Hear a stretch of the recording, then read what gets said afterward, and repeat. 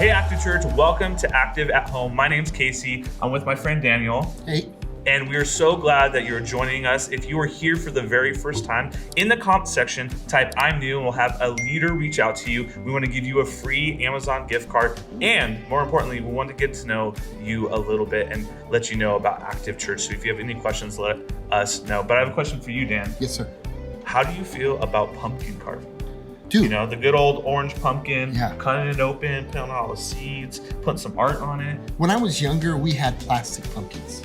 Because I don't think my mom really didn't like to clean up after everything. But now I have kids. Yeah, and we yeah. carve pumpkins and it's everywhere. So you I have get like it. all like the fume, like and Yeah, the seeds. yeah. It's everywhere. Like how do you get like there's like seeds like under the mattress, it's like in the couch. So you guys didn't on like the roast TV. the seeds, right? No, we That's don't a good do thing to do. Well, I've never tried that. I never tried it either. I'm scared to burn down my house. I don't turn on my oven. That's a real fear. That's a real fear, guys. Anyways, it's pumpkin season. It's going to be spooky season soon, which means that we have some fun stuff coming up. Danny, why don't you tell them what's coming up? Yes, October the 31st, Sunday.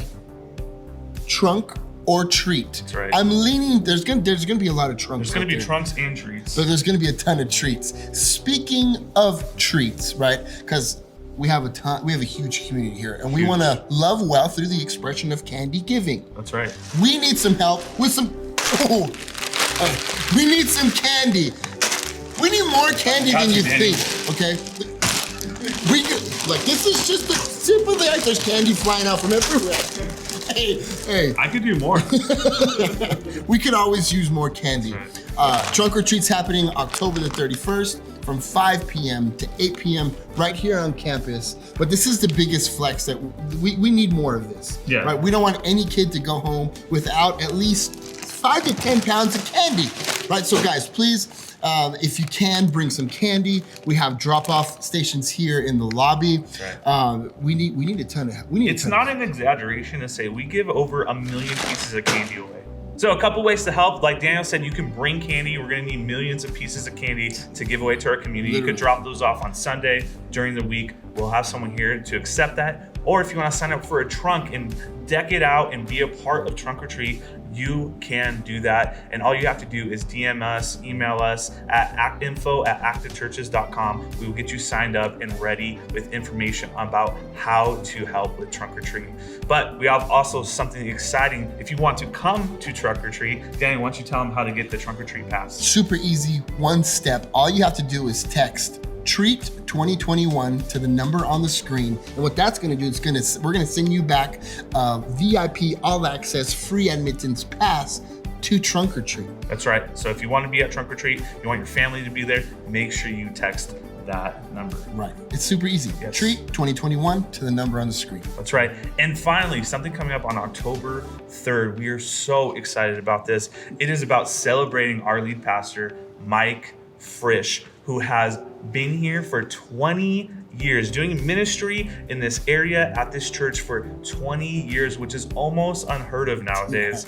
And so we're so thankful for him, and we want to celebrate him in between service and after service. We have so many things we're going to be doing to celebrate him. We're going to celebrate him in service as well. And we would love to have you a part of that celebration. If you don't usually come to church on Sundays and you watch online, I want to invite you to come home. Come to Active, celebrate in person with us. It's going to be a fantastic Sunday to celebrate our lead pastor, who's a wonderful man and someone who loves God so much and has given a lot of time and energy to this church. And we want to celebrate him for everything he's done. I'm really excited to celebrate Pastor Mike. And just to be clear, Mike hasn't been here 20 years straight.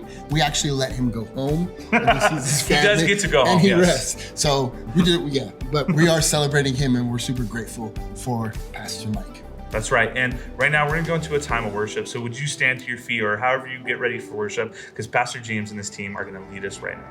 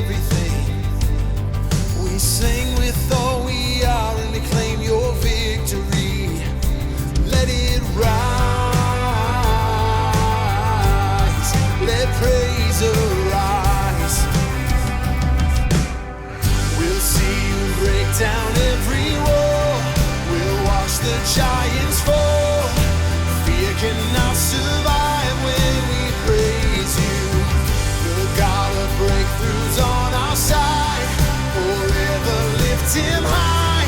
With all creation crying, God, we praise you. Oh,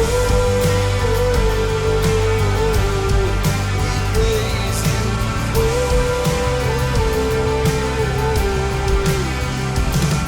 let faith be a song that overcomes the raging seas.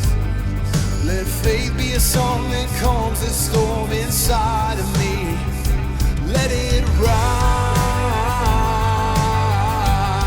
Let faith arise. Let it rise. We'll see you break down every wall. We'll watch the giants fall. Fear cannot survive when we praise you.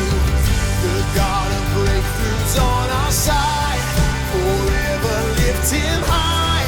With all creation crying, God, we praise you. Oh, we praise you. Oh, this is what living looks like. This is what freedom feels like. This is what heaven sounds like. We praise you. We praise you. This is what living looks like. This is what freedom feels like. This is what heaven sounds like. We praise you. We praise you. This is what living looks like. This is what freedom feels like. This is what heaven sounds like. We praise you. We praise you. This is what living looks like. This is what freedom feels like. This is what heaven sounds like. We praise you. We praise. We'll see you break down every wall. We'll watch the giants fall. Fear cannot survive when we praise you. The God of breakthroughs on our side. Forever lift him high. With all creation crying, God, we praise you. We'll see you break down every wall. We'll watch the giants fall. Fear cannot survive when we praise you. The God of breakthroughs on our side. Forever lift him high. With all creation crying, God, we praise you. Oh, we praise you. Oh, we praise you. Oh, we praise you. Oh, we praise you.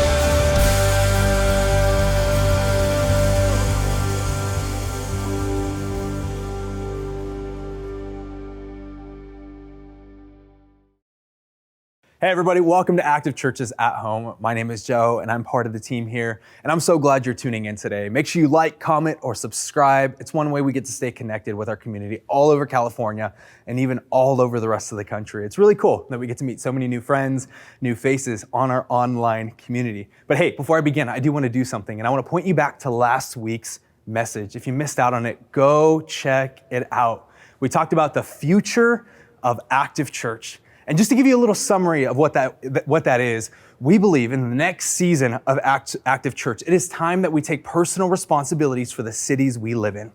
Meaning Yucaipa, meaning Beaumont, meaning the Inland Empire, meaning if you're from another state and you're watching right now, it's time for us as the church community to take personal responsibility for our cities, for our streets, for our schools.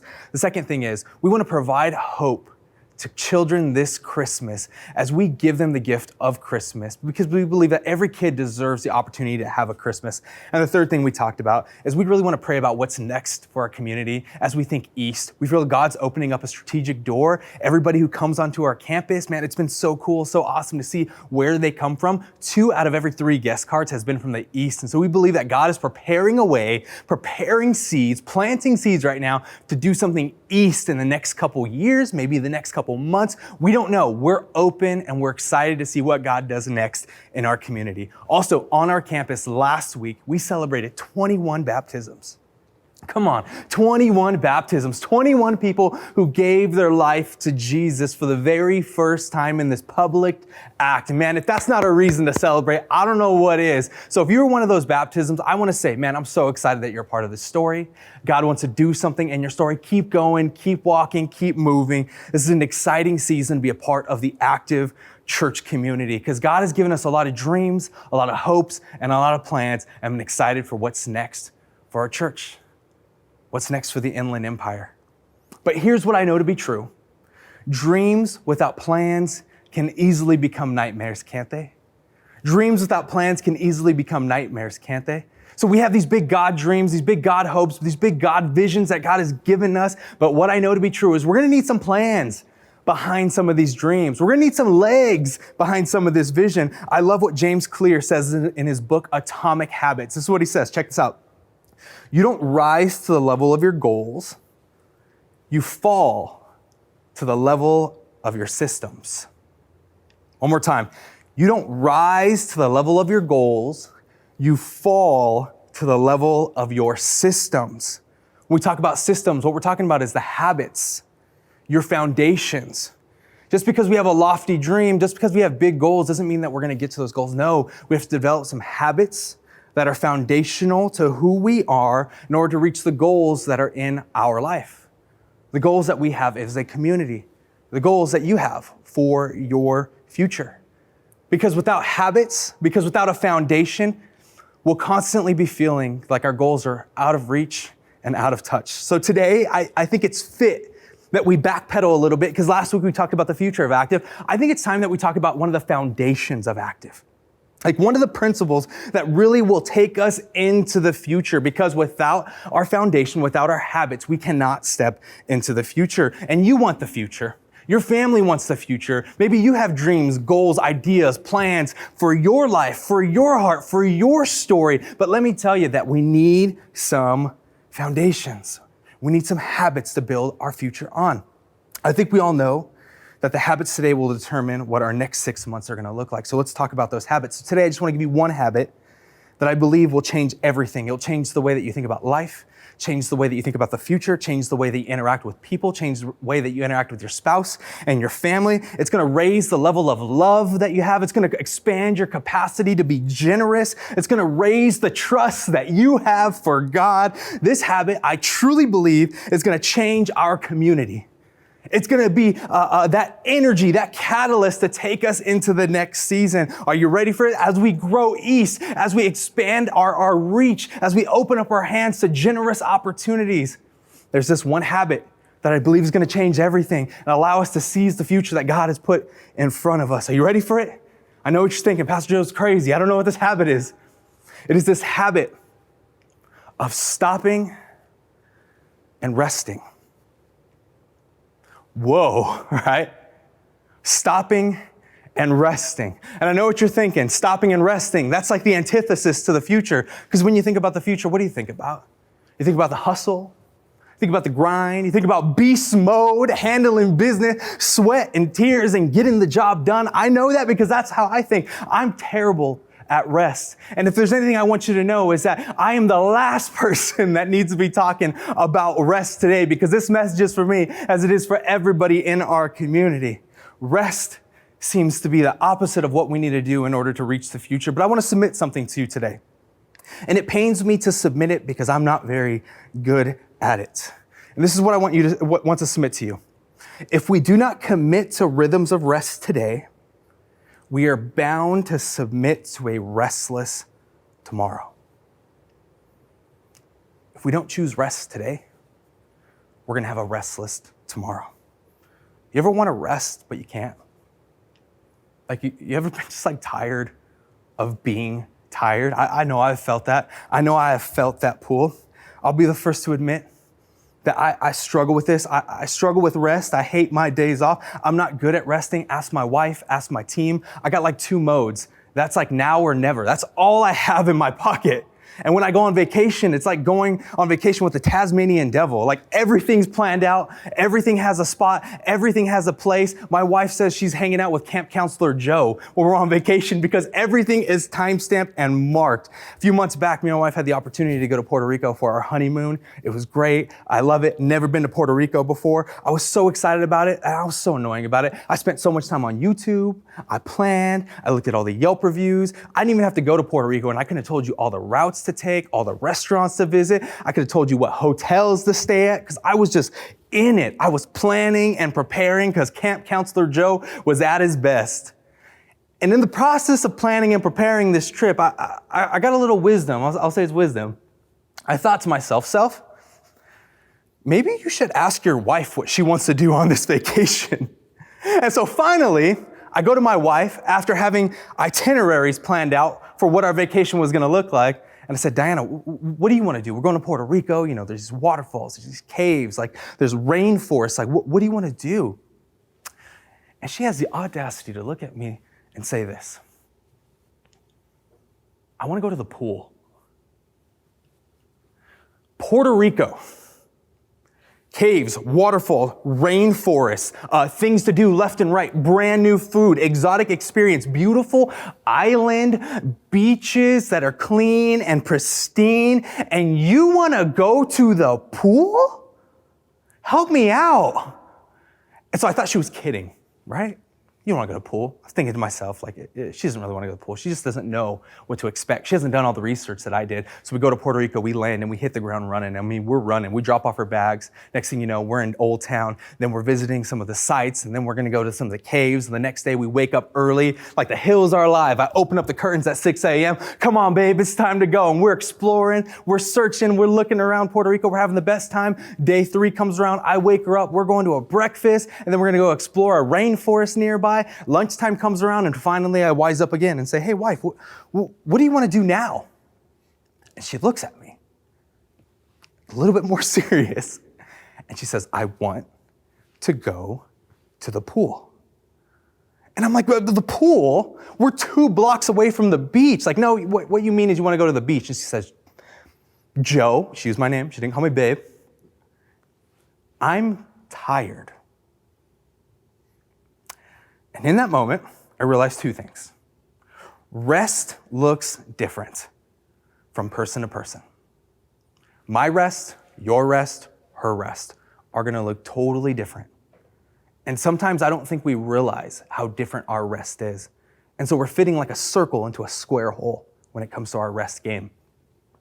And also what I realized is we can be resting and still restless. I think we all know that rest is important, but can we admit that resting is actually really hard? And frankly, I'm tired of being tired. I'm tired of feeling sleepless. I'm tired of resting through the night and still waking up in the morning and going like, man, I feel like I didn't sleep at all. I'm tired of that. Can I get an amen in the comment section? Are you tired of feeling tired? Because I'm tired of feeling tired. And if we admit that we're tired of feeling tired, can we deal with that? Like, let's start here. We struggle with rest. Why? Because we become restless in moments of rest because we never learned how to rest. So in our moments that we're meant to be restful, we become restless because these moments didn't give us the rest that we actually craved. I think we've convinced ourselves that being busy and tired are like a badge of honor and just normal. Even in our conversations, like, how do we start? I'm like, how are you doing? Oh, I'm good, but I'm tired. How are you doing? Oh, tired, but I'm good. There's no badge for being too busy and too tired. There are labels like burnt out and unavailable on top of guilt of feeling like you're burnt out and unavailable to your kids and your family, and even for the future plans that have been placed on your life. So I want to share something with you that may be like a no-duh. Your mind isn't meant to be sleepless over things you wish you would have done, or even the things that haven't happened yet. Your soul isn't meant to be searching for purpose from person to person, situation to situation, experience to experience. Your body isn't supposed to be moving 24 hours a day. Your emotions aren't meant to carry the weight of your world and their drama and your drama and the things that you have going on and the fears that you have and the thoughts that you have and the past you're trying to reconcile. You're not meant to be tired all the time.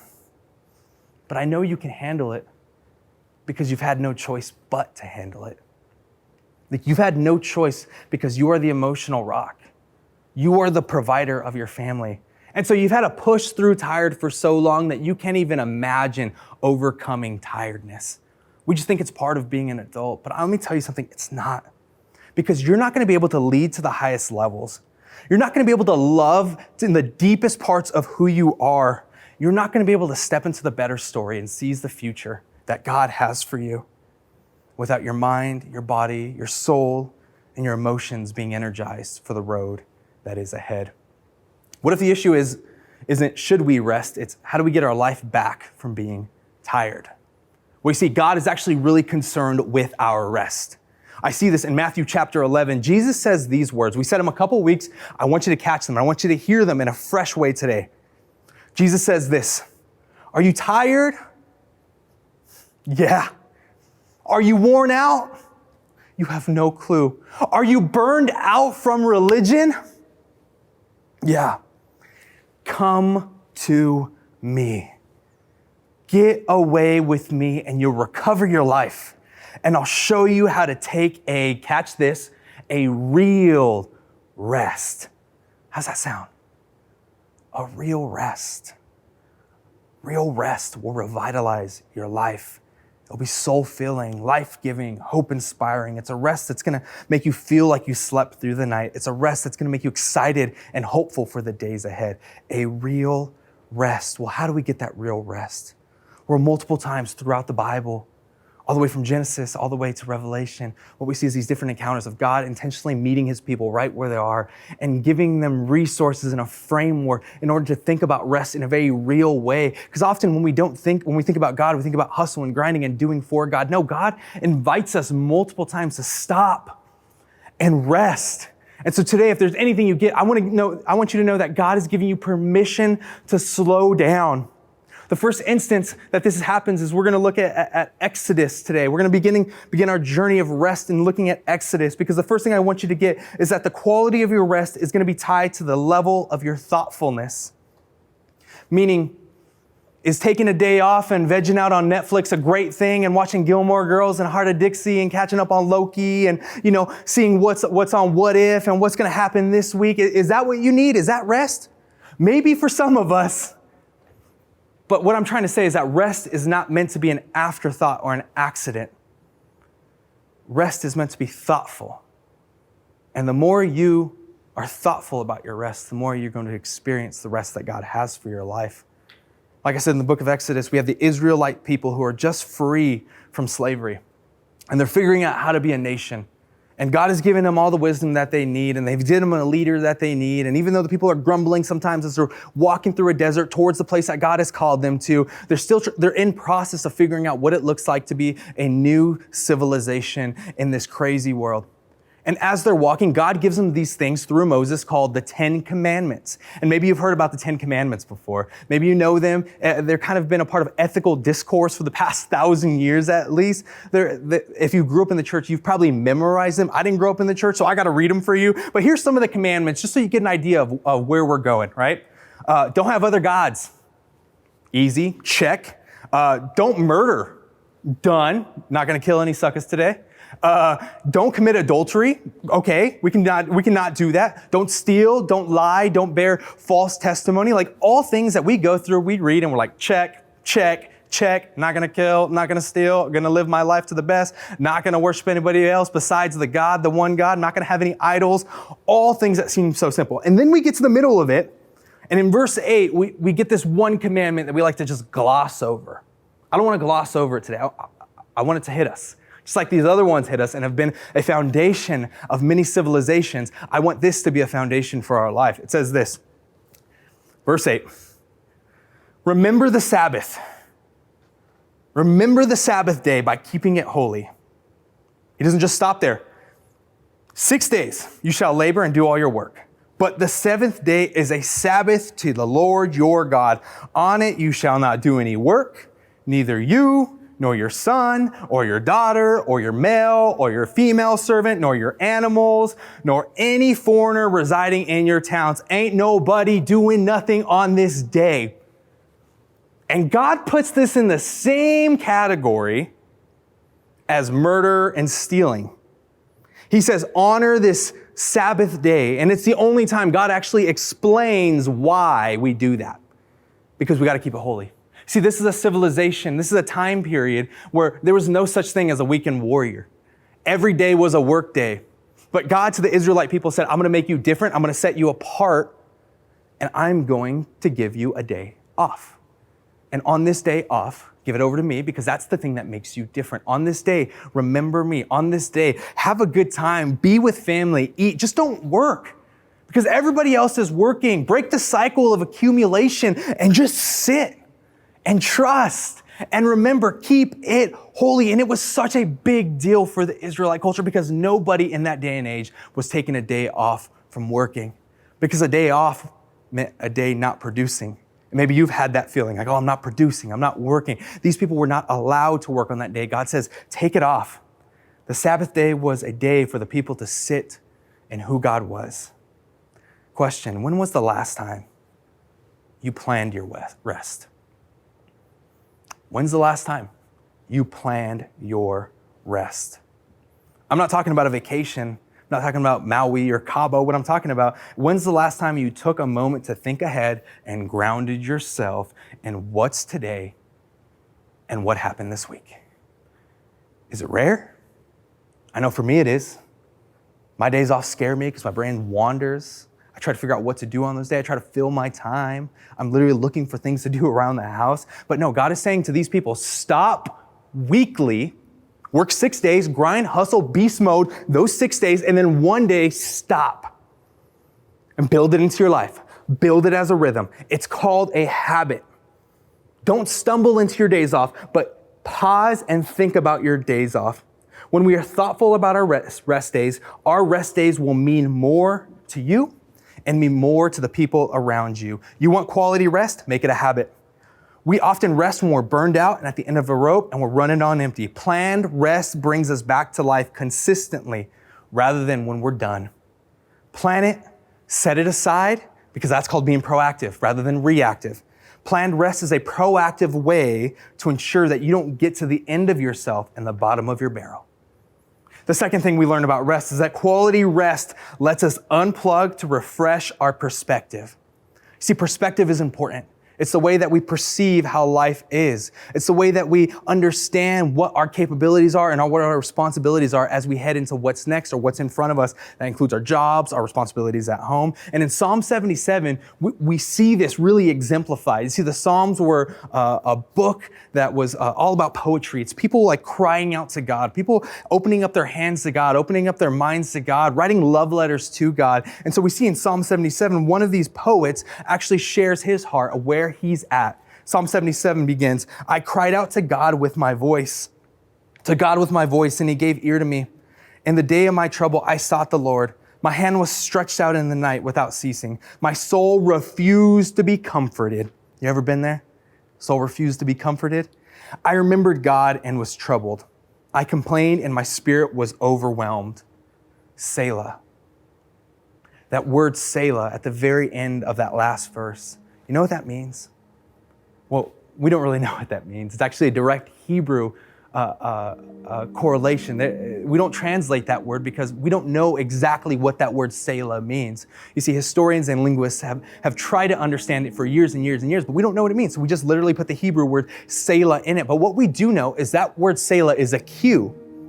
It's a cue to look back, and it's also a cue to know that a transition is happening. Like there's something about to happen. Remember what just happened because something's about to happen right now. And so it says Selah, breathe, stop, reflect, rest, so we can experience what's next. So it has this Selah moment. I complained and my spirit was overwhelmed. Selah. You hold my eyelids open. I am so troubled that I cannot speak. I have considered the days of old, the years of ancient time. I call to remembrance my song of the night. I meditate within my heart, and my spirit makes diligent search. Will the Lord cast me off forever? And will he be favorable no more? Has his mercy ceased forever? Has his promise failed forevermore? Has God forgotten to be gracious? Has he in anger shut up his tender mercies? Selah. The writer is real. He's saying, I'm struggling. I'm not feeling God. I'm tired. I'm exhausted. I don't see God moving. I don't see God working. I don't see God in it. But he doesn't run from that. He runs towards it, and he's honest about it. After the Selah moment, what does he say? And I said this in my anguish, but I will remember the years of the right hand of the Most High. I remember the works of the Lord. Surely I remember your wonders of old, and I will meditate on all of your work and talk of your deeds. I said this because I was tired, is what he was saying. I said this because I was exhausted. I said this and I believe this because I couldn't see God working, because my perspective was so enamored with all the things that were going on in life. And even though I had all these things going on, I know that God, you're still up to something. That's the journey that the psalmist is on. He doesn't back out of this moment. He steps out of the weeds and he looks at the current situation with fresh eyes, because when we're rested, our perspective is going to be refreshed. When we're tired, we don't always see right. When we're tired, we don't always make the right decisions. Rest allows us to step out of the weeds for a second and says, okay. I may be mad about this, but that doesn't mean that this is all there is.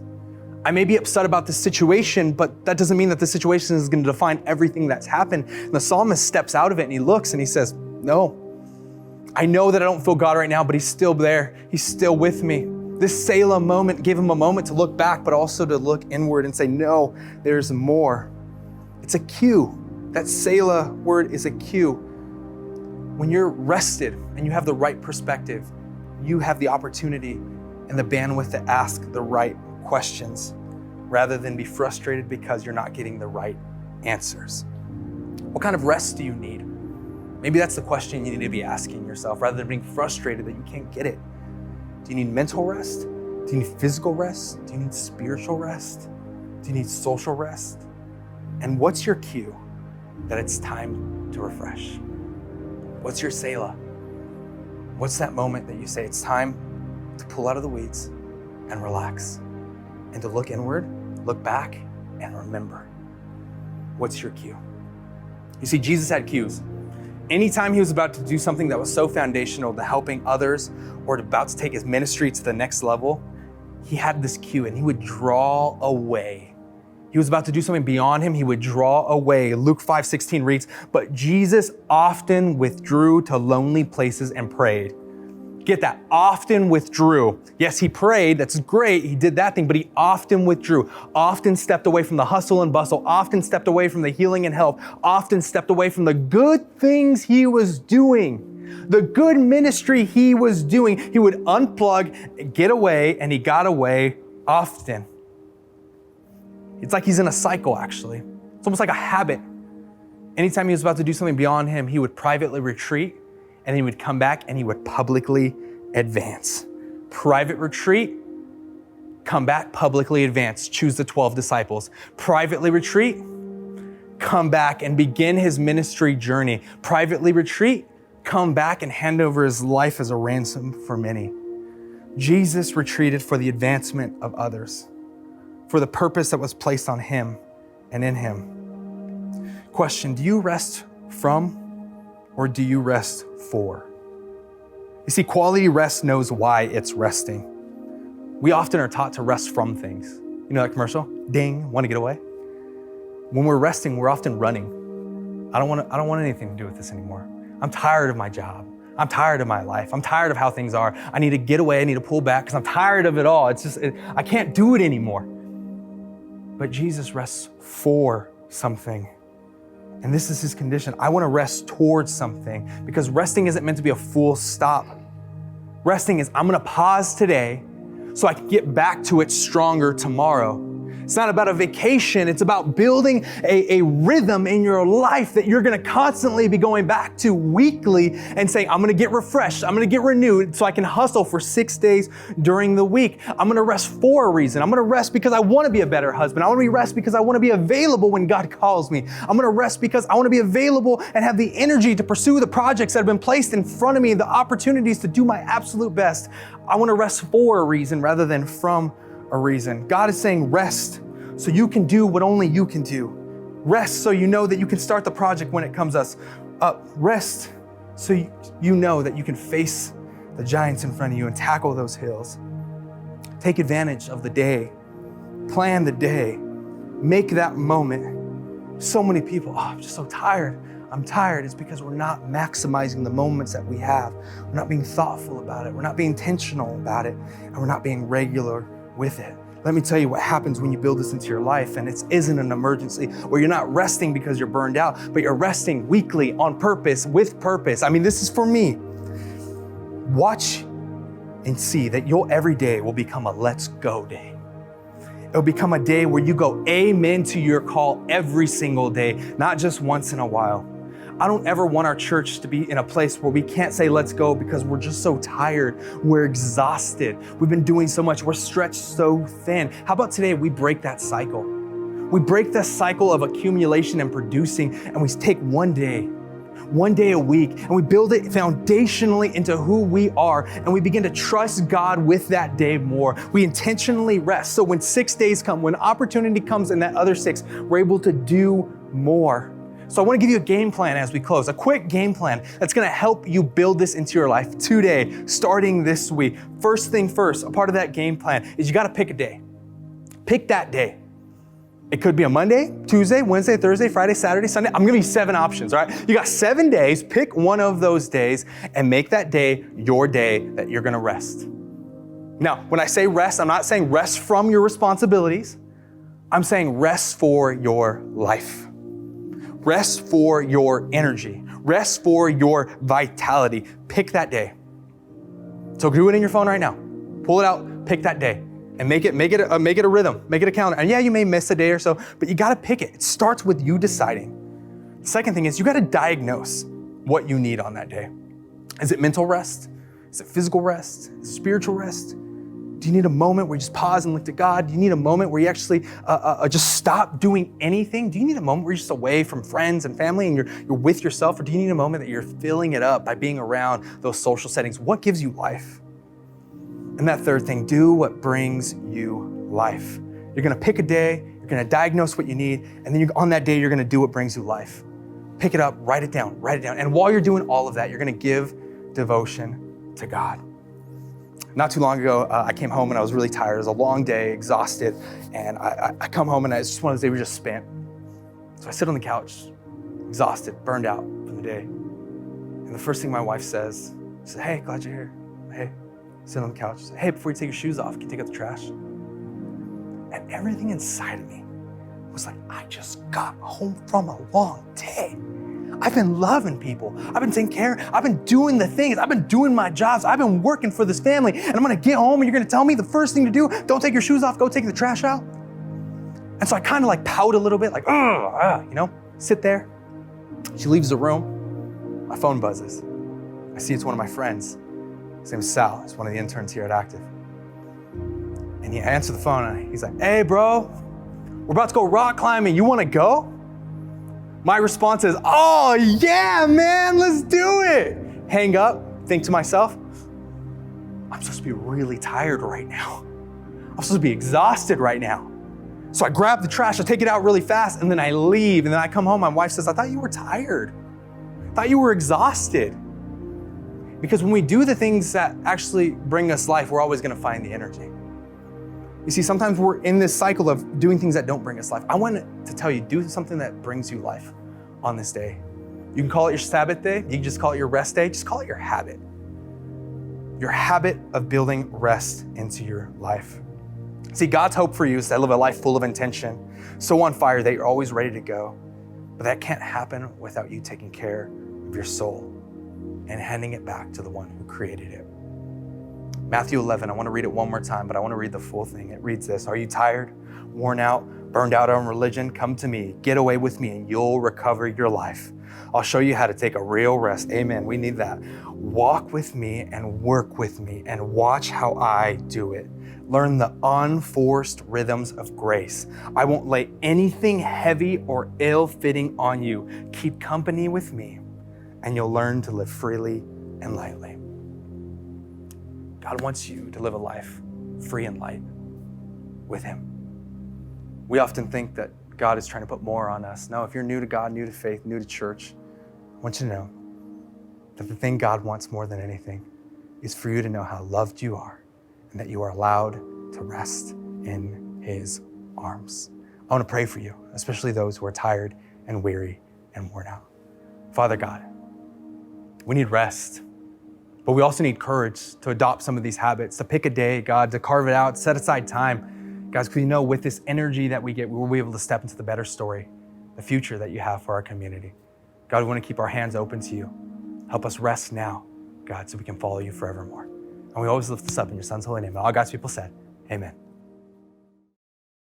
That was such a great message from Pastor Joe. I love how we need to be more aware of what we are resting for. Yeah, I love so we're not resting from, but we're resting for. We're preparing. That's right. And I know that we have some big things here at Active Church. So it's important for us to rest and prepare and get ready so we could step into the future, That's right. ready to tell a better story with the best us possible. Refreshed. Yeah. Right, yeah. To be refreshed. So good. Yes, thank you guys so much for joining us, and thank you, church, for being generous. People have felt your generosity, and last week we had baptisms happen here on campus. We had 21 people, and we had all different types of people, older people, people with families, kids, all different types of people tell a better story last Sunday, and it's because of your generosity. And we want to ask that you continue to be generous, you continue to give towards the mission and vision of what we're doing here at Active, because we believe in people telling a better story. We want to see more and more people do that. We're never going to stop doing that, but we need you to come on this journey with us as well. And if you'd like to do that, you can go to activechurches.com, hit that give button. You can set up reoccurring giving there if it's easier for you. Or my favorite way to give is to text the number on the screen and text any amount that you would like to give.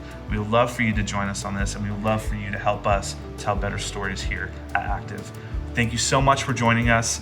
Make sure you like this video, you share this video, whether it be on Facebook or YouTube. Let a friend know. You don't know how that's going to help somebody or even help them find a home church. So please share this with your friends, your family, your feed, and we would love to see you guys here as you come home to Active anytime, 9 a.m., 10:45. We'd love to see you here. Thank you guys so much for joining us. We'll see you next week.